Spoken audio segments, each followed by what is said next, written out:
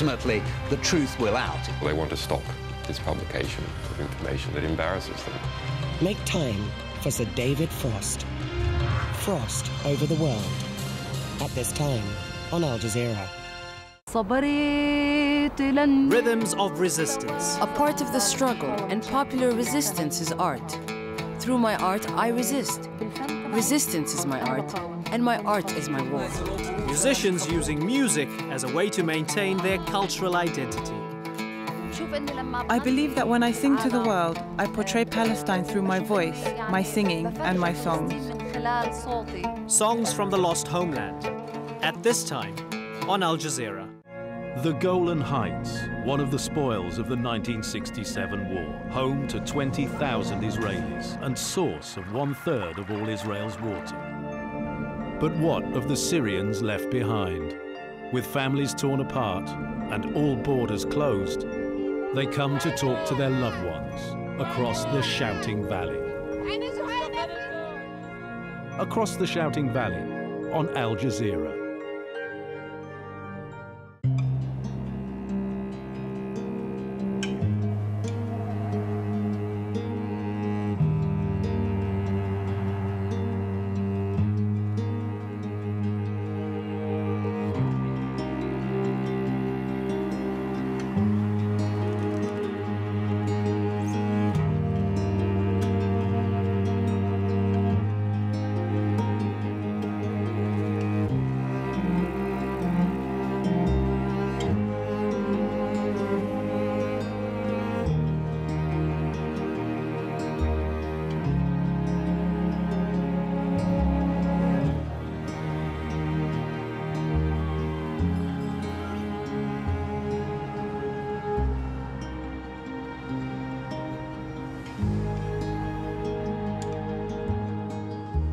Bringing energy to life. Rasgas, the power of the drop.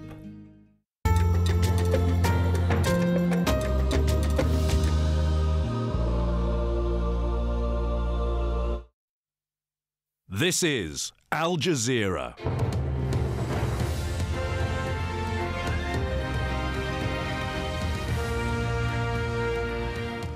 Welcome to the News Hour on Al Jazeera. I'm Anand Naidu, live from our news centres in Doha and Washington with our continuing coverage of the uprising in Libya and protests across the Middle East.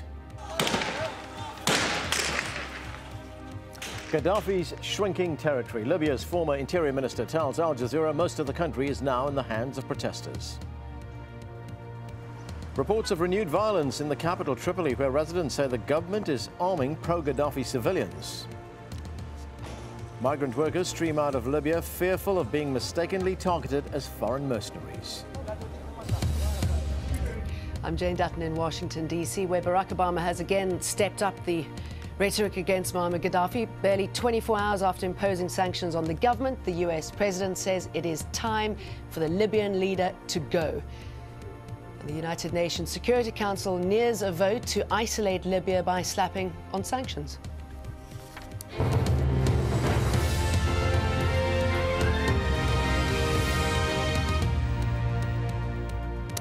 In his strongest words yet to the Libyan leader, U.S. President Barack Obama has called for Colonel Muammar Gaddafi to leave now. President Obama made the comments to the German Chancellor Angela Merkel in a private telephone conversation on Saturday. The U.S. Secretary of State Hillary Clinton echoed his comments and said the Libyan people had made their views clear. It comes as the United Nations Security Council meets to consider measures against Colonel Muammar Gaddafi's government. But there is said to be discord over what form the draft resolution will take. And Libya's ex-Justice Minister Mustafa Mohammed Aboud al-Jalil says he's going to help form an interim government based in Benghazi. Libya's ambassador to the U.S. is reported to be endorsing this new caretaker administration, and the former Justice Minister Aboud Ali Jalil has been speaking to Al Jazeera. This is what he had to say. Today in the city of Benghazi, an important meeting took place that included all the local councils in the liberated eastern areas. They saluted the martyrs and declared their support for the steadfastness of our people in the western areas. In Al-Zenta Zawiya, the western mountain, in Khumsletin and Tripoli. We hope they will continue to be steadfast. At this gathering, it was decided to form a national interim government. The interim location for this government will be Benghazi until our capital, Tripoli, is liberated, and the government will currently cover all the liberated areas in the east. Al Jazeera's Hoda Abdel Hamid is in eastern Libya, and she has this update on the latest events. Praying to God for help in surviving an intense battle in Zawiya, 50 kilometers west of the capital Tripoli. Gaddafi is the enemy of God, this protester cries out.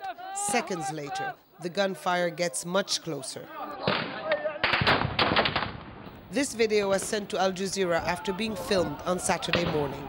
Zawiya is a strategic town with an oil terminal where opposition forces are gathering to drive Muammar Gaddafi from his last remaining strongholds.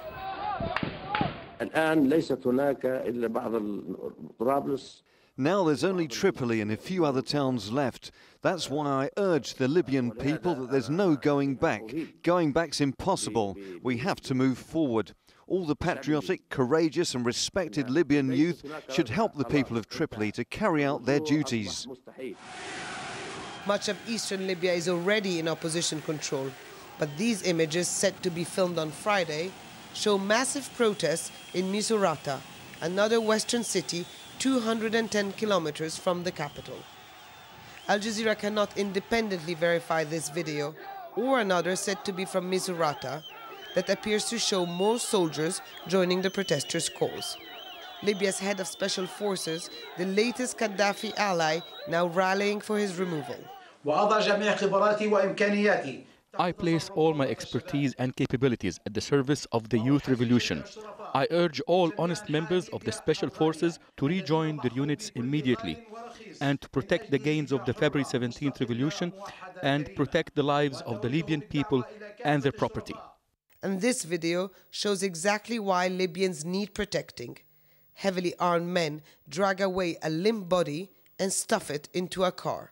Uploaded on YouTube, it also can't be verified, but is said to be filmed in Tripoli during Friday's clashes. Painting a different picture, these images, shot by Associated Press on a government-sponsored media offensive under the restrictions of Gaddafi loyalists. Tripoli is 100% safe. There are no problems. People are going about their business. There are no problems and people are going to work. It would seem this vision is about as useful as state television to show what's really happening in Libya, or just how much longer its under-siege leader can hang on. Most of the oil-rich East has fallen into the hands of the opposition. There is a sense of security, but it's a volatile situation. The opposition also says it has taken control of oil refineries, now operating at a minimal capacity. For people here, the most important is to retain the gains, keep the momentum, while they wait and see what happens in the west of the country. Hoda Abdel Hamid, Al Jazeera, Eastern Libya. Al Jazeera correspondent Tony Bertley says the liberation of Tripoli has become a priority for anti-government forces. There's still a tremendous sense of celebration and euphoria on the streets of Benghazi as the people here are coming to terms with their newfound freedom, which they fought for.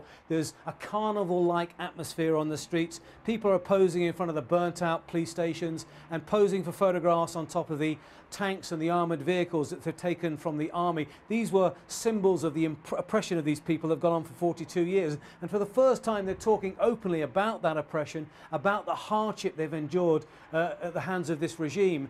But we've seen on Saturday the cost of that uprising. There was a funeral of a 64-year-old man. We were told he was a bus driver and he was shot by pro-Gaddafi forces. And that somehow symbolises what this uprising is all about. The ordinary people rising up, trying to throw off the shackles of oppression, and they're paying a price. Now, something like 750 people, we're told, have been killed in this uprising and more than 1,000 wounded. So that does temper the euphoria of what's going on. But nevertheless, people are very, very happy. People are coming from all over eastern Libya now to mobilise for this revolutionary force. Now, this force is being put together in order to advance on Tripoli, we're told. This is the object now, to try and liberate Tripoli. While Tripoli is in the hands of Gaddafi forces, then that's a problem, but there's still some way to go.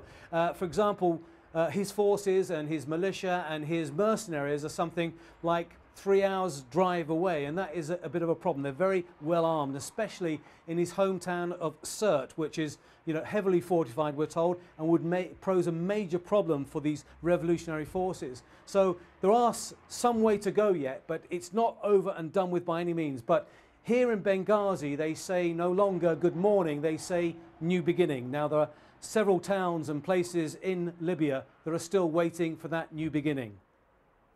Now, as pro-democracy supporters gain control of cities in eastern Libya, many of Gaddafi's properties have been ransacked and destroyed. Jackie Rowlands gives us a glimpse into one of his so-called palaces. Every dictator has his palaces, and Muammar Gaddafi is no exception. We toured this once sumptuous residence on the outskirts of Al-Baida, now burned and looted by local people. The Libyan leader and his guests could enjoy a covered swimming pool, a sauna and a jacuzzi, all set in landscaped gardens planted with fragrant hedges. At the end of one pathway, a heavy airtight door leads down to an underground world. A rabbit warren of staircases, reinforced doors and narrow passages.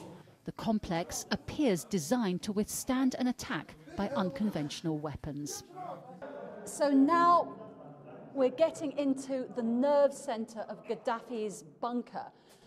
And you can see here that he's really set up to withstand a nuclear apocalypse. He's got a whole air system down here. He's got emergency generators. And you can see that he's got air fans, fire alarm. If we look over here, all the different filters, water pumps, you see. He could quite possibly survive, or he could have survived down here for several months. And it's actually really interesting as well, when you look at some of these little stickers here, it's showing the maintenance that was run. You can actually see, look, the last test run on the 14th of January this year, test run okay. So this equipment was being seriously maintained and seriously kept up to date. And it would appear that it's all the work of a Swiss company called Lua. So here we've got an American company here.